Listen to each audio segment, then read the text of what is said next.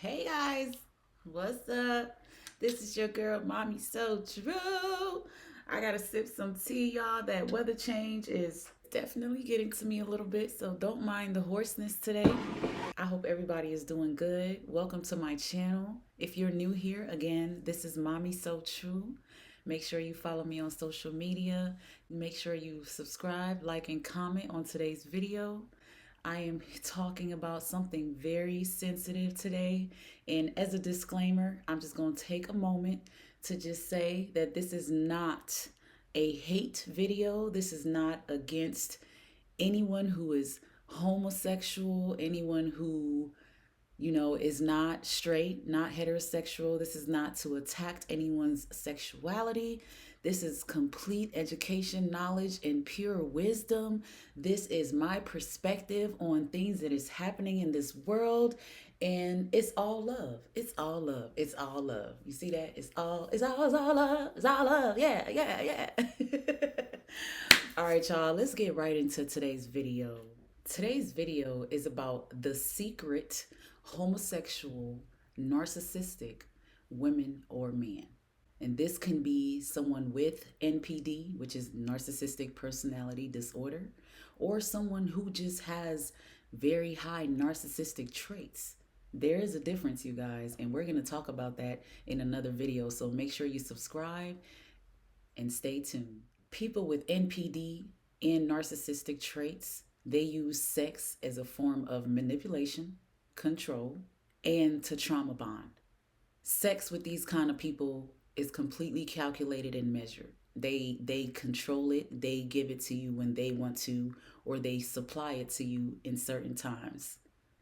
In the beginning, the sex with a narcissistic woman or man is usually pretty good and it's usually addicting because that's their whole point. They want to get you addicted. They want to get you hooked. So they go above and beyond sexually in the beginning. But as the relationship goes on, as time goes on, things change. A narcissistic person thrives over that electric feeling of having sex with a new person. This is why they always have different sexual partners because they get off on that. It's just exciting to them. And I'm going to break that down a little bit more in a second. Most narcs were sexually traumatized severely as a child, a lot of times by their own family members, and most of the time their parent. There's a different type of heartbreak as a child when your own parent has sex with you. I'm not talking about just touching on you or just saying things to you, actually going the extent of penetrating you or inappropriately making you do things with them or for them. This is something a lot of people don't want to talk about, don't want to address, or are afraid to say because it triggers a lot of narcissistic people because they feel very shameful for this behavior. They blame themselves for allowing it to happen and they live with this for the rest of their lives. It's like a mental torment that they can never let out, can't cry about. So they just treat people bad. Part of their childhood sexual trauma is the reason why they gotta have sexual partners. It's the reason why they gotta have multiple sexual partners while they're in a relationship with you. They're trying to fill a void that is not fillable. They have completely blocked out the real reality of their selves, that they were molested. And in order to do that, they have to create this fake ass life around them, or this fake world, or this fake personality, and come off as someone totally different to block out the reality and the pain that's really there. When we're talking about somebody that really has NPD or a real narcissistic man or woman, they cannot connect with you emotionally or intimately. And if they do, it doesn't last long. So if you conflicted trying to figure out if someone you're dealing with is actually mentally narcissistic and actually has a disorder, or if they're just someone who just has real bad narcissistic traits, notice the difference by how they are with you in intimacy and when it comes to emotional bonds. How are they with you? Do they brush you off? Do they avoid confrontation? Do they avoid certain conversations? Do they avoid being around you? Do they always want to be alone and always want privacy? Things like that will tell you. Do you always find them by themselves, snucked off in the other room, and then when you walk in, they slide in their phone, like probably watching homosexual porn and don't want anybody to ever find out about it? I'm going to keep it all the way 1000 with y'all right now. We live in a very toxic minded society on both women and men's end.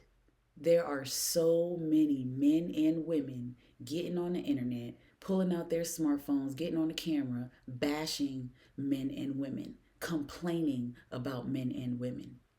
To me, when I see that, and more specifically with men, when I hear a lot of men getting on camera just talking about women, bashing women, they not the same like they used to be. These women ain't this and these women ain't that. Men need to think about themselves. Stop paying these girls bills. Make them work. Take their money. When I hear that, when I see all these kind of crazy posts out here, what comes to my mind is there's no way this man or this woman saying this to these people is a heterosexual.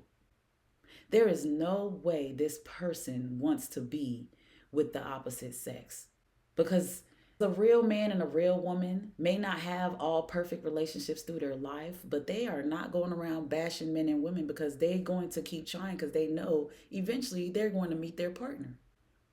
That's what realistic people do. That's how real people think and operate. At least I thought. Maybe it's just me. I don't know. Make it make sense. There's so many influential people on our internet against marriage, against relationships, against love. Our black music is complete toxic trash. And I know y'all know this. We have more toxic music in hip hop and rap and R&B than we do love music and romance music. Everything is about don't wine and dine a woman. Don't trust a woman. Don't trust a man. They don't deserve you. Leave them for this and leave them for that. All these childish memes that have no wisdom that people are literally using as a guide of life. All this focus on being selfish and worrying about your self-talk. It's just ridiculous. And at the end of the day, it's being exposed right now as we speak that a lot of those same people that are influencing millions are coming out to be bisexual and homosexual all the time. Y'all sitting here taking advice from people who are not even heterosexual. We live in a society where we are completely giving notoriety to the wrong content. And that brings me to this most realistic point of view I am ever going to say on the internet about homosexuality. Listen, I am not God. I believe in God and I have a strong faith. I understand God for myself in my life, and I have no right to judge anybody for what they want to do with their life, with their body, and with their sexual being. With that being said, I personally understand why a lot of people struggle with homosexuality. It comes from trauma. A lot of people say that they're born homosexual. That's none of my business. My personal experience with homosexuality, I was molested by my own cousin between the age of like 8 and 10 years old, a female. So, because that happened, I had some questionable moments in college where I had to experiment. I had to experiment. I was curious. And come to find out, a lot of women go through that phase. That doesn't necessarily make you bisexual or homosexual. It just means you go through a certain phase of life. And honestly, when it comes to sex and growing up realistically as a human, you need to go through sexual experiences to understand who you are. And when you come from trauma, you have a lot of confusion. You have no idea who you are. You're so completely distorted, confused, and just lost in the sauce. And that was me at some point in my life. So I'm not going to sit here and bash anyone who's homosexual or have battled that. Because homosexuality to me can be a spiritual battle. It can be a spiritual battle. I feel like because religion and people pray against homosexuality so much and we've been taught to be negative about it so much, the devil has used that as ammo to attack people with homosexual spirits. And one of those people happen to be that partner that you're in love with, that narcissistic woman or man. If your narcissist has some kind of trauma from childhood sexually, if they do at least four of the things I'm about to name off on this list, yeah, they're probably a secret homosexual. And I think if you have a homosexual narcissist in your life, if they're mistreating you sexually, or if sex is really just off the wall terrible with them, they're probably a homosexual for real. Let me get right into why I'm saying this. First of all, they're going to avoid having sex with you in any way possible. They're going to hit you with stuff like, why are you always trying to have sex? You like sex a little too much. Even if nothing about the way you like sex has changed, now all of a sudden you like sex too much. Now all of a sudden there's these insults about how you look and how you even smell. Your narc partner enjoys sexual anal play or sexual anal games. Yeah, that's highly questionable. That's highly questionable. I told y'all I'm not here to bash anybody, but from my own experience, my ex definitely mentioned a lot of anal things, and I just really wasn't feeling it. It seemed a bit excessive to me. They make unobvious, inappropriate comments about other men. My ex didn't realize he did this, but he used to always make it a point to comment on other men in certain ways where he didn't realize it was giving off homosexual vibes. They appear to be so anti homosexual. They make comments about every homosexual person that walks by. He had a problem with anyone that was homosexual. And I'm not saying this man was homosexual, but the homosexual vibes were there, and I cannot deny it. Belittling and bullying of homosexual people that he didn't even know, like, it was just really weird and really uncomfortable for me. I was just like, dang, why do you hate these people so much? Like, it was just really weird. Even with his own sons, everything they did, he would be like, that's gay. You're gonna be gay if you do this. You're gonna be gay if you do that. I was like, oh my God, this guy is really like giving weird vibes here. They will have male and female friends that you ain't never gonna meet, never gonna know about until they just get caught up in a situation where you have to know about them. But it's just secret friends of the same sex that you probably will never know about. They brag about their womanness or their manliness. They think they are queen bee. That man think he is the shit, overly confident as a mug. Yeah, that's giving homosexual vibes. Ooh, the OCD, y'all, the OCD. These people have major OCD, especially about their hygiene. Always got to be in the tub, always got to make sure they booty clean and fresh, because you never know when he's going to have to bend over, I guess. And then the women too, like constantly keeping stuff in her purse, always got hygiene products in her car because she got to be ready for whatever, baby. My favorite one is when they start telling you that they are having dreams about you having sex with other men or other women. Why are you dreaming about me sleeping with other people? That is completely homosexual to me. I'm so sorry. I mean, are we going to keep on sugarcoating this shit? And a big one is how they show a high distaste in men and women.